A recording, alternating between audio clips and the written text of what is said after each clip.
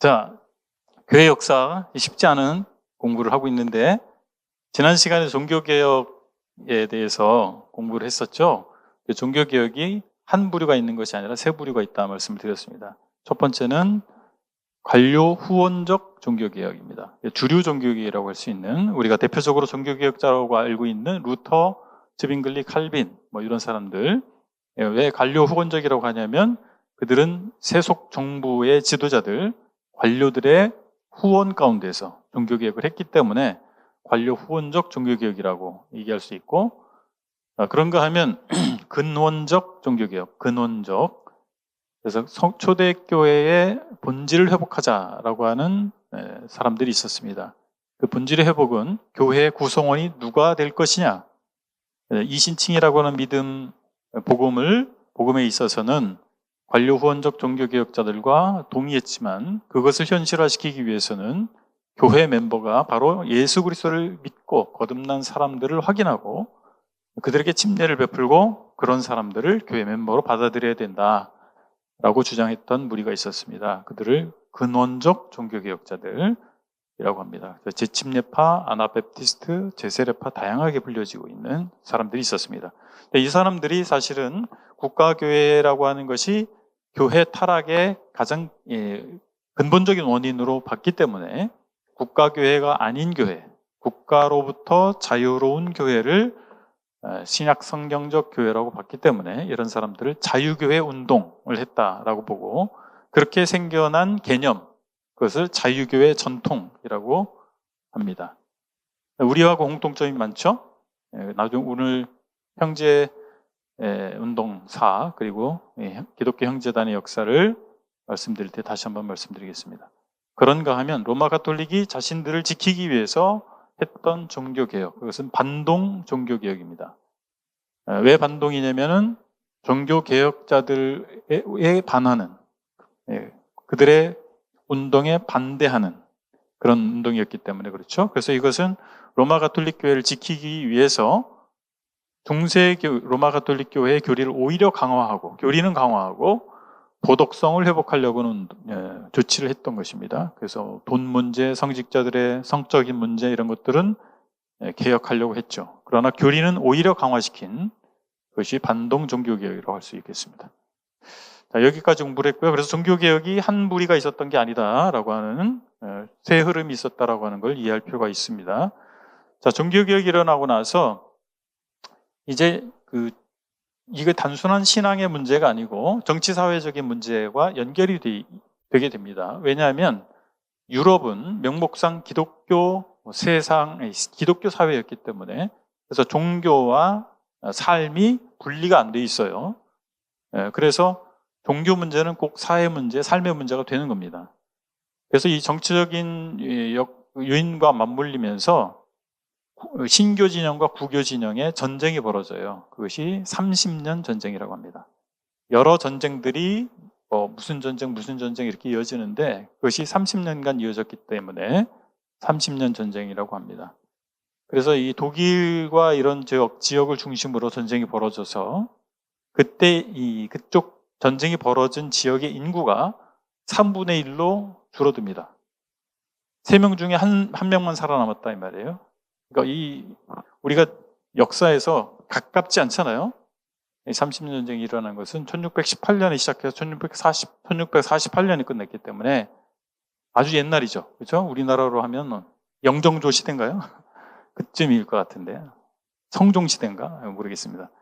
아무튼 그렇게 옛날이기 때문에 우리에게 잘 알려지지 않았어요. 근데 굉장히 참혹한 전쟁이었고 많은 사람이 죽을 수밖에 없었다라고 하는 겁니다.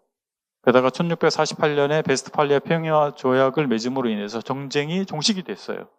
그러면서 신교 진영, 구교 진영을 서로 인정하자 이렇게 된 거예요. 그래서 평화가 찾아왔어요. 그런데 그 전쟁을 겪은 대중들, 백성들은 이 종교 자체가 종교 자체에 대한 혐오감을 갖게 된 겁니다.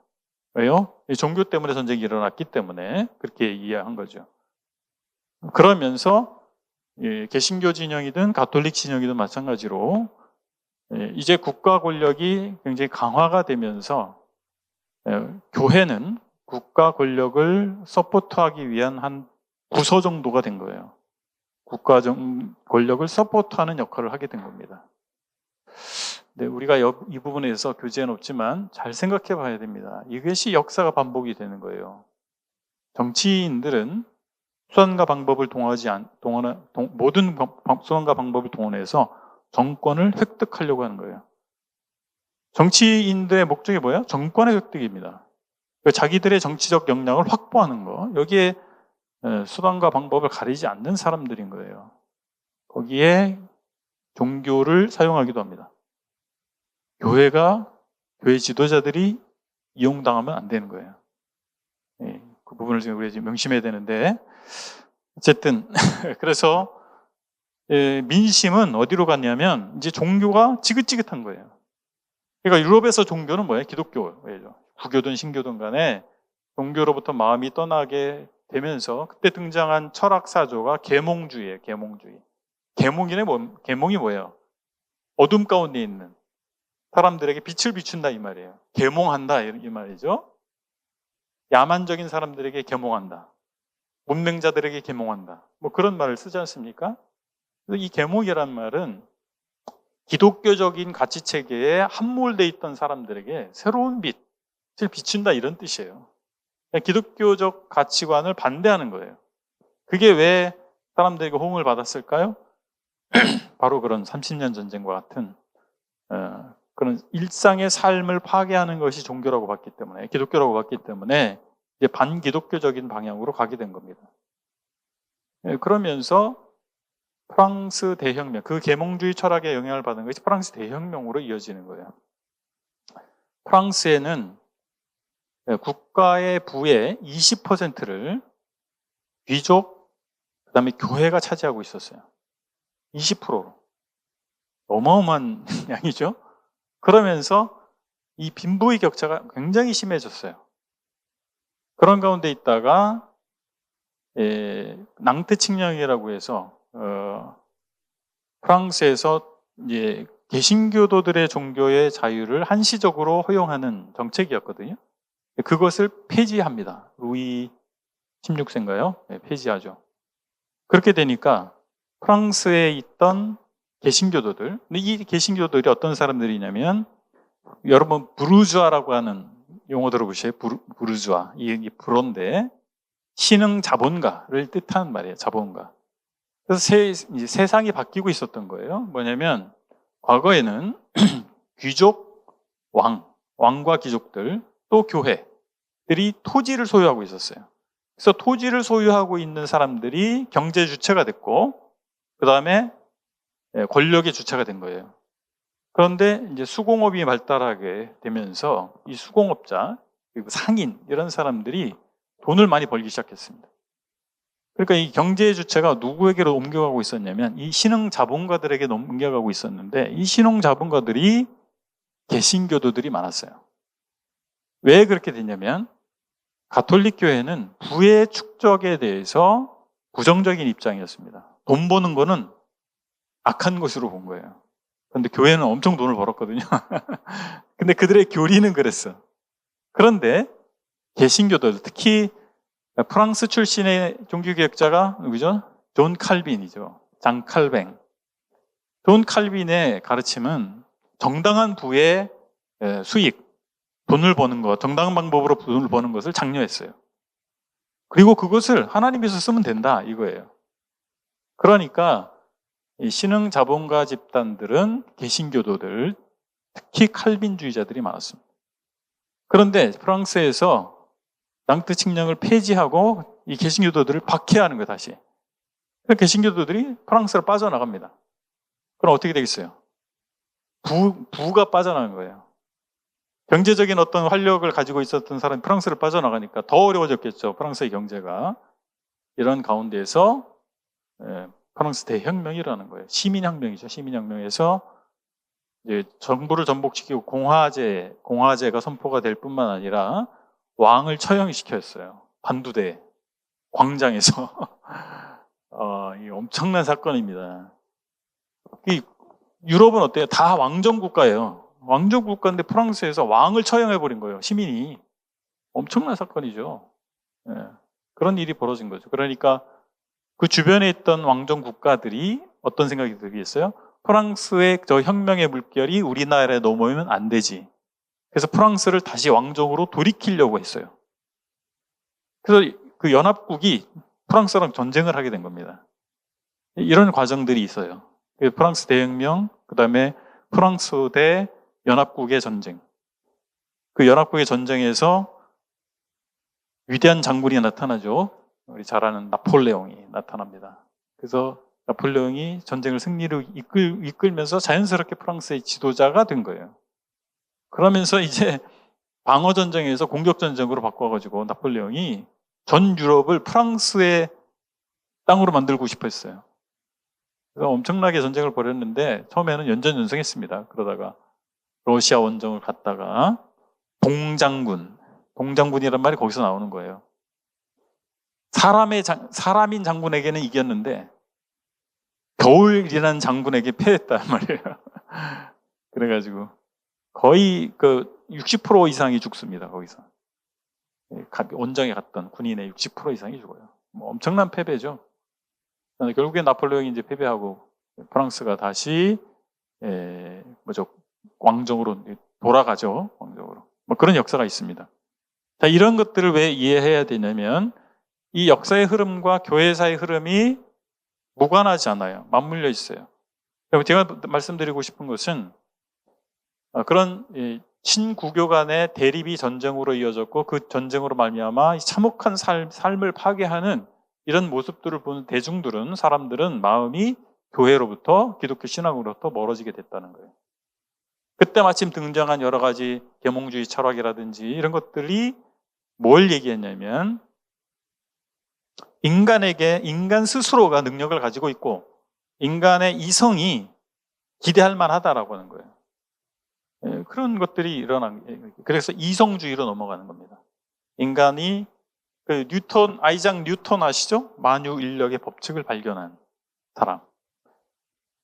이게 그 시대 사람이에요. 아이작 뉴턴이. 아주 옛날 사람이죠? 생각해보니까. 그래서 이 운동 법칙, 여러분들 뭐 중학교 때 제가 배웠던 기억 나는데 뭐 속도 계산하고 뭐 몇 킬로의 속도로 지금 달리고 있다? 어디까지 가려면 얼마나 걸릴까? 뭐 그런 거 계산하는 거. 공부한 기억 나십니까? 중학교 때? 이게 다 뉴턴의 운동 법칙에서 나온 거예요. 이런 것들이. 어쨌든 그 뉴턴이 제시한 것은 뭐냐면 우리가 살고 있는 세상은 하나의 시스템이라고 하는 거예요. 그래서 이 정해진 법칙과 시스템에 의해서 움직이고 있는 거다. 그 말은 뭐예요? 하나님의 섭리에 역사하시는 게 아니다 이 말이에요. 마치 기계장치와 같은 거예요. 기계장치가 어떻게 됩니까? 시스템이죠. 그래서 그게 착착착착 돌아가요. 동력만 걸어주면 돌아가잖아요. 그래서 이 우주가, 우리가 살고 있는 세상은 하나님의 섭리로 움직이는 세상이 아니고 그냥 하나의 체계일 뿐이다. 이렇게 보는 겁니다. 이것이 바로 이제 기적, 하나님의 역할, 계시, 여기에 대한 회의, 마음이 떠나는 거예요. 거기서부터. 그런 시대예요. 그런 시대가 펼쳐진 거죠. 그런데 그렇게 되니까 신앙심을 갖기가 굉장히 어렵죠. 근데 그때 상황을 보시면 국가가 곧 교회예요. 교회가 곧 국가예요. 그리고 실제 신앙이라고 하는 것을, 신앙심을 찾기가 어려워. 그냥 청주 지역에 살고 있는 사람은 흥덕구에 있어요. 청주, 우리 여기는 홍덕구잖아요. 흥덕구 교구에, 여기 홍덕구에 살고 있는 사람은 그냥 교회 멤버예요, 다. 자기가 신앙심이 있는지 없는지 상관없어요. 여기 태어난 모든 사람은, 여기 살고 있는 모든 거주자는 흥덕구 교구의 교회 멤버가 되는 거예요. 교회 출석하든 안 하든 상관없어. 이해하시겠습니까? 네. 그런 체계가, 세상을 보는 눈만 체계가 아니고 교회도 그냥 하나의 시스템에 불과한 거예요. 신앙심이라는 게 없어. 근데 여기에 회의를 느끼는 사람들이 있었겠죠. 그래서 개인적인 만남, 체험, 이거에 대한 갈급함이 생겨나게 된 거예요. 그것이 경건주의 운동입니다. 신앙이라고 하는 것은 하나의 체계가 아니다. 그냥 교회 명부에 등록된 게 아니다. 그냥 교리적 동의가 아니고 하나님과 내가 만나는 것이다. 이게 경건주의 운동의 핵심입니다. 어디서 일어나냐? 독일에서 일어나서 유럽 전역으로 전파가 된 거예요. 여러분 QT라는 거 아십니까? The Quiet Time, 고요한 시간, 하나님 만나는 시간. 그게 경건주의 운동의 산물이에요. 하나님과의 만남을 갖겠다. 그냥 교회 출석하고 이게 아니다. 신앙의 한 요소일 수 있지만 핵심은 하나님과의 만남이다. 그래서 또 quiet time을 하는 것은 우리가 하나님과의 만남을, 개인적인 만남을 갖기 위한 거예요. 그게 어떤 신앙의 마치 10계명 수레바퀴처럼 어떤 규칙을 지키는 그런 차원으로 여러분 생각하시면 안 됩니다. 그러면 다시 그걸로 돌아가는 거예요. 시스템으로 돌아가는 거예요. 이 시스템이 아니고 내가 정말 하나님과의 만남이 필요한 사람인가. 그래서 나 하나님과 만나리라. 그것이 더 quiet time의 핵심입니다. 그래서 경건주의 운동이 누구에게 영향을 주냐면 감리교 운동을 일으킨 존 웨슬리와 조지 휘필드에게 영향을 줍니다. 영국 사람이죠. 그래서 감리교 운동이 일어나요. 그래서 감리교 운동 하면 우리가 존 웨슬리만 생각하는데 조지 휘필드도 있어요. 이 두 분이 친구인데 웨슬리는 알미니안주의고 휘필드는 칼빈주의였어요.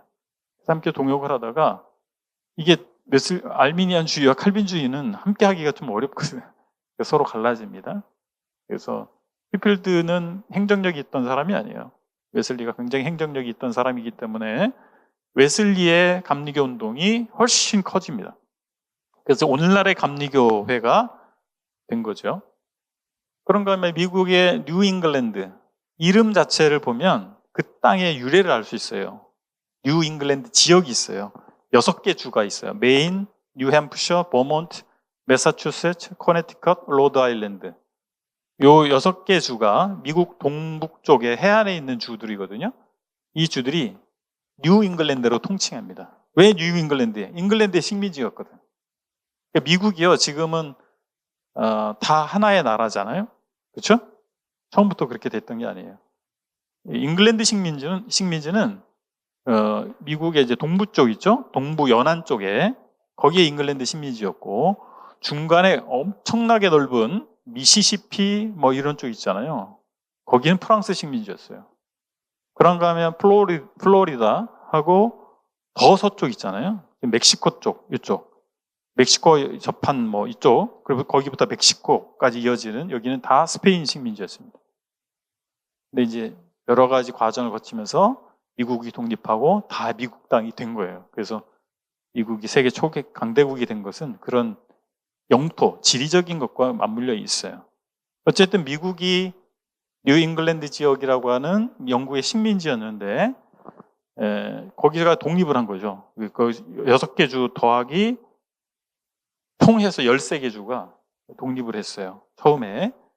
미국 국기를 보면 별이 있고 줄이 있잖아요. 그렇죠? 네. 별은 51개인가 그래요. 그 줄은 13개예요. 이 줄은 최초에 독립한 13개 줄을 의미하고 나머지 51개의 별은 현재 주들을 얘기하는 겁니다. 어쨌든 미국이 처음부터 기독교적인 나라가 아니었다. 1차, 2차 대각성 운동이 일어나면서 정말 기독교적인 정신을 가진 나라가 됩니다. 왜냐하면 기독교인들의 숫자가 폭발적으로 늘어나요. 1차 대각성 운동, 2차 대각성 운동.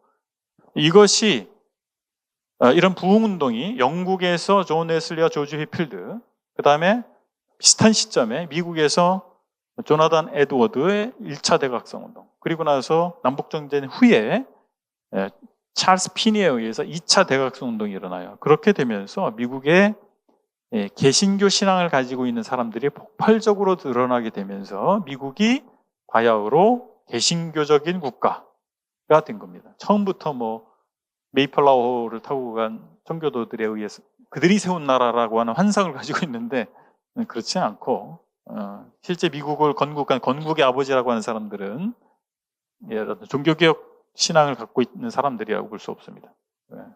일부가 있었죠. 일부가 있었지만 대부분은 우리가 수용할 수 없는 그런 사상을 가지고 있는, 종교적으로 볼 때 그런 일들이 일어난 시대. 그러니까 이성적으로 사람들이 가치 기준이 옮겨간가 하면 부흥운동이 일어난 거예요. 영국과 미국에서 그런 시대가 있었죠. 그러다가 1789년 프랑스 대혁명이 일어났다 그랬잖아요. 그래서 프랑스 대혁명이 일어나면서 사람들이 또한 충격을 받아요. 그래서 이 이성주의적인 흐름은 계속해서 가는데 이성주의 극치가 바로 프랑스 대혁명으로 표출이 된 거예요. 그래서 그 흐름은 가는데 거기에 또 실망하는 사람들이 생긴 거예요. 야, 이거 문제다. 그리고 기독교 신앙 안에서, 기독교 진영 안에서 이런 부분에 대한 답변이 필요하다. 기독교적 답이 필요하다. 답변이 필요하다라고 하는 생각을 가지게 된 거예요. 그것이 그 대표 주자가 프리드리히 슐라이어 마허라고 하는, 이름이 어렵죠? 독일 사람이라 이름이 그래요. 근데 이 사람은 경건주의적인 백그라운드를 가지고 있어요. 경건주의 백그라운드를. 그러면서 나름 고민을 했겠죠. 하나님과의 만남, 경건주의 운동은 뭐예요? 하나님과의 만남을 중시했다 그랬잖아요. 그런데 이성은 뭐예요? 합리적이지 않으면 받아들이지 않겠다라고 한 거죠. 그러니까 이 충돌의 문제를 슐라이어 마허는 어떻게 해결했냐면, 종교라고 하는 것은 그냥 기독교 신앙을 얘기하는 거예요. 하나님에 대한 절대 의존 감정이다라고 하는 거예요. 그냥 뭐 팩트가 중요한 게 아니고, 종교라고 하는 것은 내 내면에서 신적 존재, 하나님이라고 하는 신적 존재에 대한 절대 의존 감정의 산물이다. 그러니까 막 그거 따지려고 하지 마, 이렇게 되는 거죠. 이성주의자들이 따지잖아요. 따지려고 하지 마. 이건 절대 의존 감정의 산물이야. 직관, 감정의 소산이라고 주장을 한 거예요.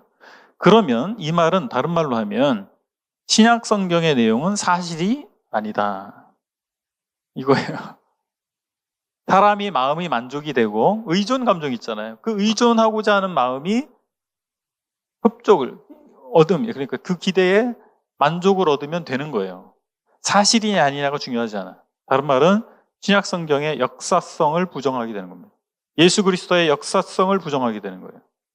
실존 인물이라고 보지 않는 겁니다. 이게 자유주의 신학이라고 하는 거예요. 이 슐라이어 마허가 엄청난 영향을 준 거예요. 그러니까 그때 당시 상황을 보세요. 아주 탁월한 답변을 한 것처럼 보이는 거예요. 그때 당시에 살고 있던 사람들에게 야, 이거 신박한데? 요즘 말로 하면 야, 탁월한 답이다. 그런 생각을 하지 않겠어요? 그렇죠? 그런데 우리 신앙이라고 하는 것은 무엇입니까? 계시의 역사성을 믿는 거예요. 하나님의 계시. 하나님께서 우리에게 자신을 알려주시잖아요. 당신의 뜻을 알려주시잖아요. 그게 계시죠. 그리고 그것을 기록한 것이 성경이죠. 그래서 계시는 역사적으로 주어졌고 그 하나님의 계시인 성경은 하나님의 계시이기 때문에 사실이다라고 하는 거예요. 그게 사실이 아니면 우리가 문제가 되는 거죠. 우리 신앙은 하나님의 계시에 중심을 두고 있는 거예요. 우리 자체에 있는 게 아니라. 그래서 이 슐라이어 마허의 사상, 그리고 자유주의 신학의 사상의 가장 큰 문제는 뭐냐면 주관주의입니다. 주관주의. 주관주의란 말, 중심이 누구에게 있어요? 나에게 있는 거예요. 하나님에게 있는 게 아니라. 이해하시겠어요? 그런 면에서는 이성주의와 같은 부류예요. 이성주의가 뭡니까? 하나님의 계시를 부정하는 거예요. 그리고 인간의 이성, 가치 판단의 기준이 하나님의 계시에 있지 않고 내 생각에 있는 거예요. 인간의 이성, 인간의 철학, 인간의 과학에 있는 거예요. 이게 이성주의잖아요. 근데 거기에 대해서 기독교적 답변을 한다고 했는데 그것이 오히려 이성주의를 동의하는 입장이 됐다. 그러니까 어떻게 돼요? 예수님이 무리를 걸은 거 안 믿어요. 교훈을 주려고 한 거지. 그걸 사실로 믿냐? 이렇게 말하는 겁니다. 이솝우화 아세요? 이솝우화. 당나귀가 말을 하고 뭐 그러잖아요. 그죠? 그게 뭐예요? 당나귀가 실제 말을 했다는 게 아니라 그런 어떤 스토리를 통해서, 우화를 통해서 교훈을 주려고 하는 거죠. 그렇죠? 그걸 사실로 믿는 사람 아무도 없어요. 이솝우화를. 성경을 그렇게 우화로 보게 만들었단 말이에요. 어떤 교훈을 주기 위한 우화가 돼버린 거죠. 이것이 아주 엄청난 파급 효과를 줬는데, 그래서 자유주의 신학이라고 하는 것은 그런 것이고, 그렇게 많은 사람들의 마음을 사로잡았는데 1, 2차 세계대전 벌어지면서 자유주의 신학이 하강세를 접어듭니다. 왜겠어요? 야, 인간의 이성에게 사람에게 기대할 게 없구나를 발견한 것이 바로 1, 2차 세계대전입니다. 사람이 중심이 됐을 때, 과학 문명이 중심이 됐을 때 어떤 일이 벌어졌어요? 수천만 명을 죽였잖아요. 이것도 아니네? 이런 생각을 사람들이 갖게 된 겁니다. 1, 2차 세계대전이 왜 벌어졌어요? 사람들이 이념의 이니셔티브를 주기 시작했단 말이에요. 자, 보세요. 이성주의의 흐름 가운데 결국 사람들은 이성의 정리에, 그 이념이죠. 무슨 주의 있잖아요. 나치즘 있죠? 국가사회주의당의 이름이 나치예요. 독일 말로 국가사회주의당. 그 나치즘은 국가가 신이에요. 국가가 신이에요. 안타까운 것은 독일이 개신교 국가잖아요. 근데 이 개신교 국가의 목사들과 개신교도들이라고 하는 다루토개인이죠. 이런 사람들이 히틀러를 뽑았어요. 국가 지도자로. 놀라운 일이죠. 국가를 신으로 섬기는 사상입니다, 사실은.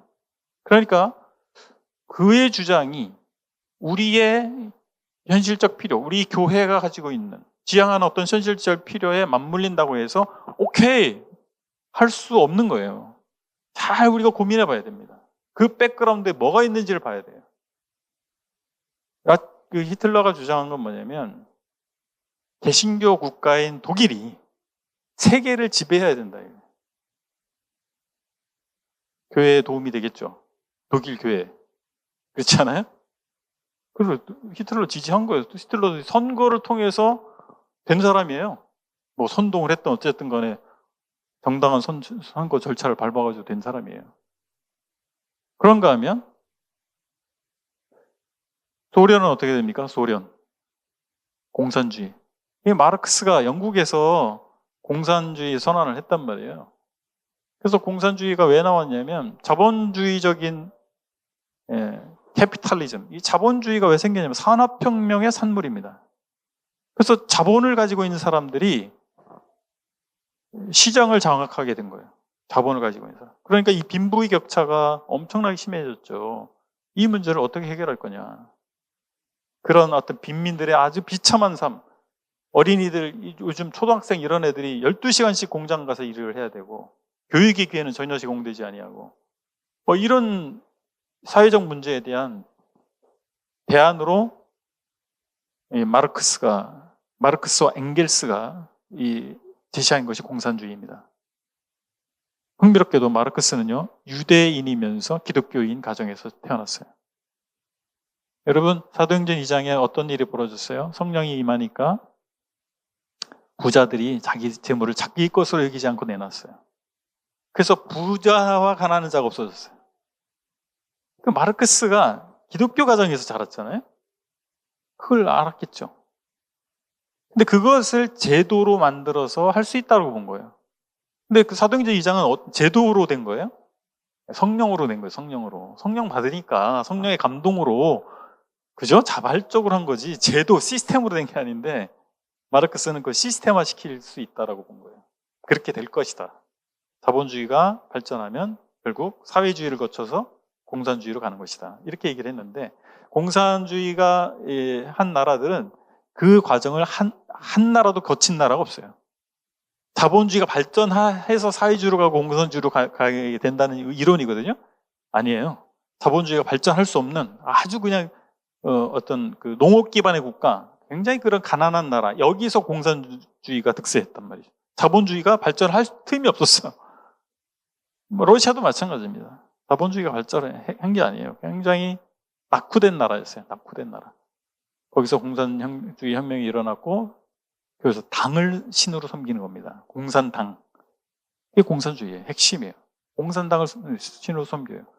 그러면 그 반대 진영이 뭐죠? 미국식 민주주의예요. 우리는 미국식 민주주의의 영향을 받은 나라예요. 민주주의 좋은 거예요. 공산당에 비해서 비교 우위를 가지고 있어요. 자, 그런데 미국식 민주주의는 뭐냐면 개인을 신으로 숭배합니다. 개인을. 인권을 존중하고, 그렇죠? 국민주권주의? 맞는 말인 것 같은데 그러니까 이거예요. 어떤 이념이 기독교다라고 등식화하는 것의 위험성입니다. 그 과정에서 2차 세계대전이 벌어졌고 신냉전 구도가 형성된 거예요. 그래서 우리나라도 동족상전의 비극을 겪었지 않습니까? 신냉전의 산물이죠. 냉전 구도의 산물이죠. 신자는 빼야 됩니다. 지금 실수했는데. 그러니까 그거에 이념이 곧 기독교 신앙이라고, 어떤 이념은 기독교 신앙이다라고 등식화하는 것의 위험성이에요. 특히 자유교회 전통을 따르는 우리는 국가 권력과 권력의 힘을 빌어서 복음을 전하려고 한다든지 교회를 확장하려고 한다든지 그런 것을 반대하는 입장이잖아요. 근데 왜 자꾸 그 부류에 서서 우리 브레드린 안에도 그렇게 하는 분들이 많은지 모르겠습니다.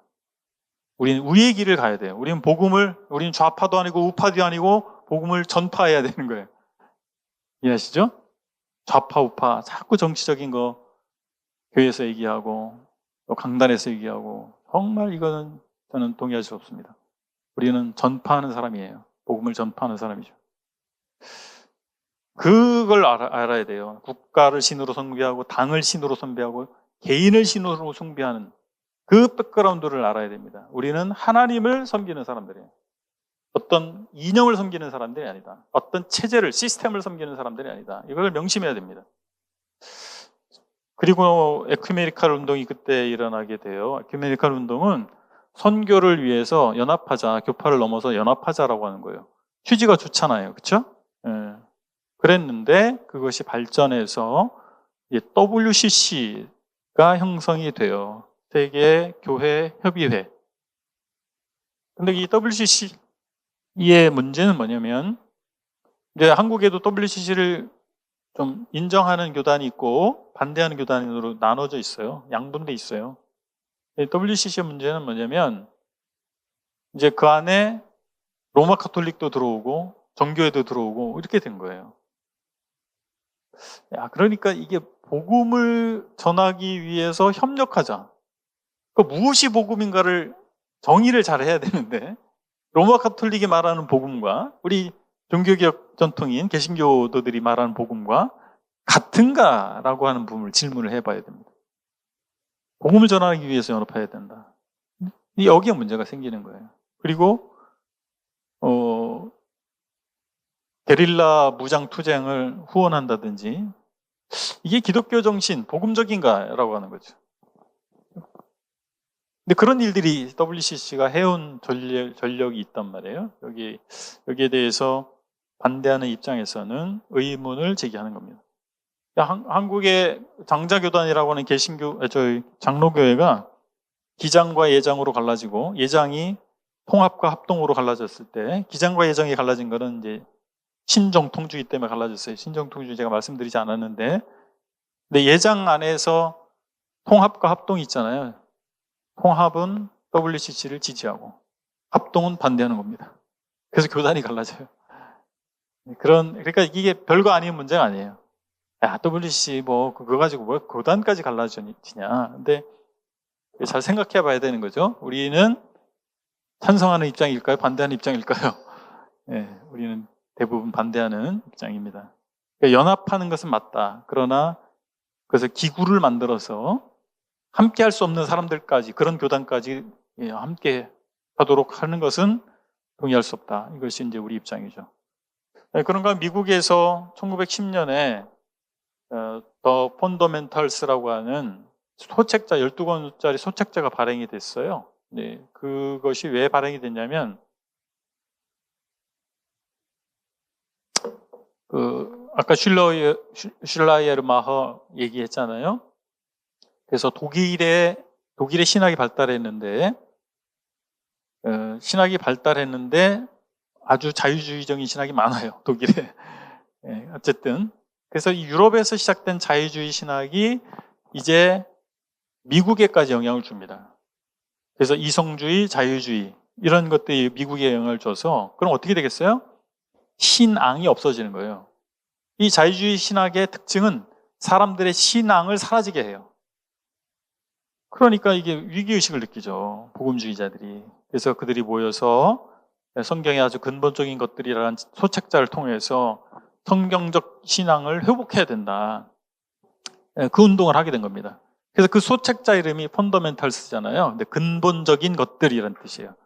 그러면서 나타난 운동이 근본주의 운동입니다. 그래서 근본주의 운동이고 거기에 그거를 따르는 사람들을 근본주의자라고 하는 거예요. 근데 이 근본주의 운동은 이 세속적인 것, 성경 외에 세속적인 것들을 거부하는 방향으로 가는 거예요. 왜? 그 상황이 그랬잖아요. 세속적인 것들로 인해서 신앙이 문제가 되니까, 신앙을 잃어버리게 되니까 세속적인 것을 거부하는 쪽으로 가는 거예요. 세속적인 건 문화, 학문, 이 모든 것을 얘기하는 거죠. 그걸 거부하는 쪽으로 가게 돼요. 여기에 가장 큰 영향을 미친 인물이 누구냐면 존 넬슨 다비. 현재운동 초창기의 지도자 중에 한 분이죠. 존 넬슨 다비. 그리고 그의 세대주의. 이것이 이 근본주의 운동에 엄청난 영향을 줍니다. 그리고 형제운동 지도자였던 조지 뮬러라든지 이런 분들이 이 근본주의 운동의 본산이 된 나야가라 성경 사경회가 있어요. 나야가라 폭포 아세요? 미국 저 북쪽에 오데호가 있는 거기에 나야가라 성경 사경회가 열렸는데 그 초교파적인 사경회였어요. 근데 거기에 많은 우리 브래들인 이 지도자들이 방문해서 강연도 하고 하게 됩니다. 가장 많은 영향을 미친 사람이 다비예요. 그래서 세대주의, 근본주의는 곧 세대주의예요. 그리고 미국의 현재 공화당, 정치적인 얘기하면 미국의 공화당의 지지 기반, 이런 사람들은 다 근본주의자들, 세대주의자들, 그 다음에 시오니스트, 유대인들, 이런 사람들이 공화당 지지, 지금 트럼프 이렇게 연결되는 겁니다. 상식적으로 하시면. 어쨌든 그렇게 해서 근본주의 운동이 일어났는데 이게 자유주의 신앙으로부터 기독교 신앙을 지키려고 한 것 아주 긍정적 기여를 한 거예요. 그랬는데 원숭이 재판 사건이라고 하는 게 일어납니다. 1920년대에 공립학교 교사가 학교에서 과학교사였어요. 공립학교 과학교사가 진화론을 가르친 거예요. 그래서 이게 문제가 됐어요. 그래서 이 근본주의적인 입장을 가지고 있는 목회자들이 그를 고소하게 됩니다. 그래서 이제 재판을 하게 된 거예요. 소송이 벌어진 거죠. 그러니까 막 신문에서 대서특필됐어요. 누가 소송에서 이겼냐면 이 근본주의 목회자들이 승리하게 됩니다. 그래서 벌금형을 받아요. 이 공립학교 교사가. 그랬는데 대중의 마음에서는 근본주의자들이 패배했어요. 계속 신문에 보도가 됐거든요. 그래서 대중의 마음이 어떤 생각을 하게 되냐면 이 근본주의자 목사들은 정말 답이 없는 사람들이구나. 상식이 없는 사람들이다. 이런 생각을 갖게 된 거예요. 그러니까 이 근본주의자들은 꼴통, 비상식적인 사람들, 학문에 상식이 없는 사람들 이렇게 생각하게 만들어 버린 거예요. 그 사건이. 자, 그러니까 이제 이 진영, 이 성경적 계시와 신앙을 지키려고 하는 진영에 이거 문제가 있다. 우리가 이렇게 가서 되겠나. 세상의 빛과 소금이 돼야 되는데 우리가 세상으로부터 너무 떨어져 나와서 거부되고 있구나. 이거를 바꿔야 된다라고 생각한 사람들이 전국 복음주의 협회, 미국의 NAE라고 전국 복음주의 협회를 만들고 우리가 성경적인 복음을 전하고 성경적 계시를 지키는 건 맞다. 그러나 세상에 있는 학문과 문화를 완전히 잘못됐다라고 말하면 안 된다. 세상 속으로 들어가야 되기 때문에 그걸 어느 정도 인정해야 된다라고 주장하게 된 거예요. 근데 그런 사람들을 여기서 복음주의자 협회라 그랬잖아요. 그래서 신복음주의자라고 하는 겁니다. 왜 신복음주의자라고 했냐면 복음주의라고 하는 사람들이 한둘이 아니에요. 교회 역사 가운데서 다들 자기가 복음주의자래. 최초로 가장 가까운 역사에서 복음주의자라고 주장한 사람이 루터입니다. 마틴 루터가 나는 복음주의자야. 나를 따르는 무리는 복음주의자야 라고 스스로 얘기했어요. 그런가 하면 영국에서 부흥운동 일으켰잖아요. 존 웨슬리, 조지 휘필드. 그들을 복음주의자라고 했어요. 미국에서 대각성 운동 1차, 2차 일어났죠? 그들도 복음주의자라고 그랬어요. 누가 복음주의냐냐? 복음주의가 뭐냐? 얘기하기가 어렵죠. 그래서 그들과 구분하기 위해서 신복음주의라고 부르게 된 겁니다. 신복음주의, 그러니까 복음주의의, 오늘날의 복음주의의 핵심 요소들이 있어요. 첫 번째는 회심주의입니다. 회심주의. 회심이라고 하는 건 마음을 바꿔먹었단 말이에요. 그러면 믿음이라고 하는 것은 단순한 지적인 동의가 아니고 마음이 완전히 바뀌는 것이다. 그럼 마음이 바뀌면 뭐예요? 행동이 바뀌는 거예요. 삶이 바뀌는 거죠. 그래서 삶이 바뀐다고 하는 의미에서 회심주의. 이거 복음주의의 핵심 가치예요. 두 번째는 복음을 실현하는 것이다. 비슷한 얘기인데, 그래서 행동주의. 두 번째, 행동주의예요. 복음이 그냥 책상 앞에서만 얘기하는 게 아니라 삶 가운데에서 실현시키는 거다. 행동주의. 그 다음, 우리 신앙에서 핵심 가치 기준이 되는 것은 성경이다. 그래서 성경주의. 네 번째, 십자가에서 희생하신 그리스도의 희생에 대한 강조. 십자가 중심주의. 바로 이런 것들이 복음주의의 핵심 가치입니다. 그래서 이 부분에 동의하면 난 복음주의자다 말할 수 있겠죠. 그렇죠? 예. 5분밖에 안 남았네. 예, 형제운동까지 하려고 그랬는데. 예. 그래요. 그러면 교회사를 한번 쭉 정리해 볼까요? 예. 교회가 어떻게 시작됐어요? 성령 강림을 통해 시작됐습니다. 오순절, 사도행전 2장의 오순절. 성령이 누구에게 임했습니까? 예수 그리스도를 구주와 주님으로 믿은 사람에게 임한 거예요. 그 이후에 예수님을 믿고 성령 받은 사람들을 교회에 더해 주신 거예요. 그러면 교회라고 하는 공동체의 본질은 어디에 있느냐면 성령에 있습니다. 성령 받은 사람들의 공동체. 그게 바로 교회의 핵심 가치예요. 그게 본질이에요. 그게 잘못된 사건이 뭐냐? 교회에 성령 받지 않은 사람, 진정한 거듭남이 없는 사람, 예수 그리스도를 믿은 적이 없는 사람이 교회의 멤버가 되게 된 사건. 그게 바로 콘스탄티누스에 의한 기독교 공인, 그리고 로마 제국의 신민, 신하와 백성이 다 기독교인이 한 번에 된 사건, 국교화된 사건. 그것이 교회의 본질로부터 이탈입니다. 성령 공동체라고 하는 본질로부터 이탈하게 된 거예요. 그래서 교회의 교리적 타락과 도덕적 타락이 올 수밖에 없었던 거예요. 성령 받은 일이 없는데 성령의 열매가 나오겠어요? 뭐 규칙을 잘 지키면 성령의 열매가 맺히는 거예요? 아니죠. 내 안에 있는 성령이 충만해지면 성령의 열매가 맺히죠. 말씀과 기도, 이것이 성령의 충만한 할 수 있는 비결이잖아요. 어떤 규칙 지키는 게 아니죠. 그게 될 수 없는 거예요. 성령 받지 않은 사람들이 대부분이라면. 종교개혁이 그래서 교리적, 도덕적인 문제에 해답으로서 종교개혁이 일어나게 됐는데, 주류 종교개혁의 한계는 국가교회라고 하는 것을 그대로 수용했다라고 하는 겁니다. 그러니까 교회 멤버가 누구냐? 성령 받은 사람이어야 한다라고 하는 교회 본질을 회복하진 못했다. 그죠? 거기에 문제가 있는 거예요. 그래서 그러나 근원적 종교개혁자들은 그것이 회복돼야 진정한 종교개혁이다라고 주장을 했어요. 그래서 거듭난 그리스도인의 모임, 정말 구원받은 사람, 제대로 믿은 사람이 침례를 행해야 된다. 신자의 침례, 신자의 모임으로서의 교회가 성경의 교회다. 그리고 신자의 모임으로서의 교회를 이룬 사람들은 다른 말로 제자들의 공동체다. 예수 그리스도를 따르는 제자들의 공동체다. 그러면 제자로서의 합당한 품격과 삶을 요구해야 된다, 마땅히. 그래서 그 품격과 삶을 제대로 따르지 못하는 사람들에게는 권징을 행해야 된다. 징계라고 하죠.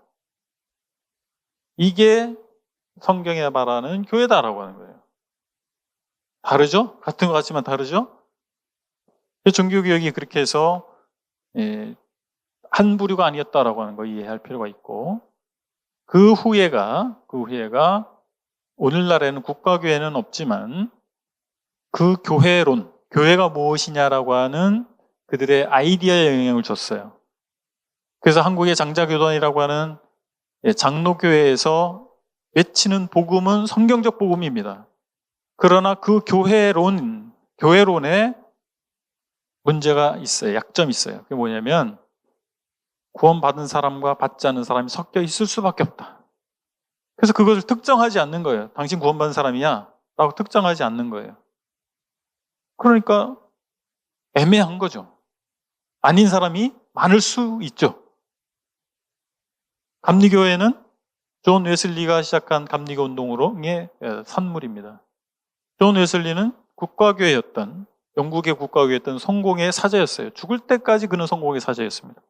그의 사후에 그를 따르는 무리가 성공회로부터 분리되어 나온 거예요. 그럼 그 교회는 어떤 이념을 갖고 있어요? 국가교회 이념을 갖고 있는 거예요. 한국의 장자교단이라는 장로교회, 두 번째 가장 큰 교단인 감리교회가 바로 교회 멤버 안에는 참신자와 아닌 사람이 섞여 있을 수밖에 없다라고 하는 교회론을 갖고 있단 말이에요.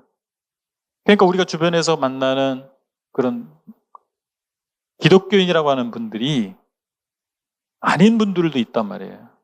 확신이 없거나 아니면 구원받지 않았거나. 그 이유가 어디 있어요? 복음이 잘못된 게 아니에요. 교회가 무엇이냐라고 하는 정의가 잘못되니까 그 교회 멤버가 구원받은 사람들이냐 아니냐에 구분이 없어졌다라고 하는 거예요. 그러나 이 자유교회 전통을 따르는 이들은 그것의 핵심 가치라고 보는 거예요. 그 부류의 교단들을 말씀드리지 않았는데 일단 재침례파가 있어요.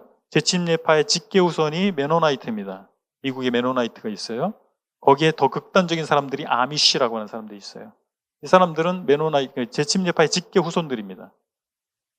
그런가 하면 17세기 초에 영국에서 일어난 똑같은 자유교회 전통을 따르는 무리가 있는데 침례교회입니다. 침례교회는 이제 영국에서 시작됐지만 미국에 가서 굉장히 큰 교단이 됩니다. 그래서 북침례교, 남침례교, 남북전쟁 때 갈라지고 남침례교회에서 성서침례교회 나오고 독립침례교회 나오고 이렇게 나온 거예요. 한국에 둘 다 들어와 있어요. 남침례교 여기 들어왔는데 기독교 한국침례회 남침례교라고 보시면 되고 성서침례교회, 성서침례교, 남침례교에서 나온 교단입니다. 여기 들어와 있죠. 이런 교회들은 바로 신자의 침례, 신자의 모임으로서의 교회를 지향하는 그런 교회들이에요. 19세기에 영국에서 일어난 기독교 형제단, 다음 시간에 살펴보겠지만 기독교 형제도 마찬가지로 그런 교회를 이루길 원했어요. 같은 19세기 1830년대 중반 19세기에 미국에서 일어난 회복운동이 있어요. 리스토레이션 무브먼트라고 해서 그 회복운동으로 나타난 교단이 Church of Christ, 그리스도의 교회라고 하는 교회가 있어요. 우리와 굉장히 흡사합니다. 그래서 신자의 침례와 신자의 모임으로서의 교회를 이루고자 하는 교회들은 상호 유사성이 있어요. 약간 사촌간 이런 느낌이에요. 이 처치 오브 크라이스트도 한국에 들어와 있습니다. 우리도 들어와 있잖아요, 지금. 그죠? 네, 그런 이 역사적 이해가 필요하고 우리가 무엇이 다른가, 무엇이 같은가 이거를 구분할 수 있어야 됩니다. 교회사를 공부하는 이유는 거기에 있다라고 할 수 있겠습니다.